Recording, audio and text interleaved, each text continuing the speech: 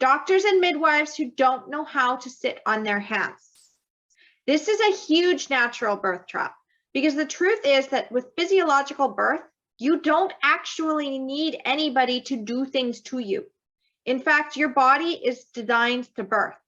The more likely your doctor or midwife is to be sitting on their hands, the better off you're going to be physiologically. In fact, Dr. Michel Audin actually says, do not disturb the birthing woman. He says that the best kind of midwife is the one that's sitting in the corner knitting. Why knitting? Not because of any patriarchal thing, but because of the fact that if she's knitting, she's obviously not going to be using her hands to get in and interfere with your birth, right? This is also especially true with breech birth. A lot of times what I see inside of the mom communities is moms are like, well, what happens if my baby is breech? Well, if your baby is breech, what you need is a provider who knows how to sit on their hands, because you do not actually want to touch the breech baby. You want to be on your hands and knees, following your instincts, and your baby will naturally come out. Every once in a while, maybe your doctor might need to do something, but this is very rare. And Dr. Stu also talks about this with the Birthing Instincts podcast about very rarely does he actually touch the breech baby because it's not needed.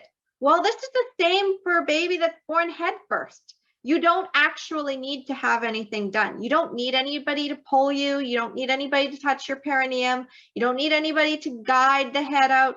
You know how to do all that. In fact, if somebody is messing with your perineum while your baby is coming out, they can actually cause tearing. Or if they're trying to pull the baby out, they can cause more damage than if you just let the physiological birth process happen. So I myself, when I was birthing my daughter and I experienced the fetal ejection reflex, my midwife didn't touch me. She knew not to touch me. She just placed her hand under where the baby's head was coming out in the water, but she did not touch me and she did not touch my baby. It was more like, I'm going to be here just so that she doesn't torpedo her head just to the bottom of the pool. And then once she was out, she pulled the baby up out of the water and put the baby on my chest. But no touching was necessary. In contrast to what I see in the hospitals a lot of the times, where you get the head out and then suddenly, before the shoulders can rotate, someone is actually pulling the baby and rotating the shoulders. And it can be incredibly traumatic, especially because it hurts. Okay, I had that happen to me. I know that it hurt.